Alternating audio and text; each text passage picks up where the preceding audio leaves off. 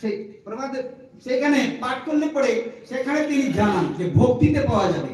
এখন এই ভক্তিটা হলেন ভক্তিযোগ, ভক্তিযোগ, ভক্তিযোগ ধাম।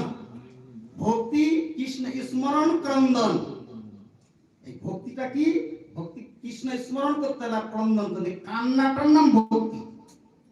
ভগবত চরণে যে কান্নাকাটি করতে পারবে তার হবে, আর কান্নাকাটি না হলে ভক্তি হবে না। সেই জন্য ভক্তিটা দেখালেন চৈতন্য মহাপ্রভু, তিনি জানিয়ে দিলেন।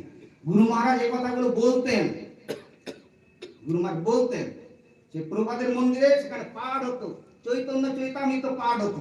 সেখানে সেখানে ভক্তিটা কি বস্তু, কিভাবে কিভাবে করতে হয় সেগুলো বলতেন। সেই জন্য গুরু মহারাজের কথাই তুলে ধরে বলছি। তিনি ভক্তিযোগ, ভক্তিযোগ, ভক্তিযোগ ধন, ভক্তিযোগ কৃষ্ণ স্মরণ ক্রন্দন।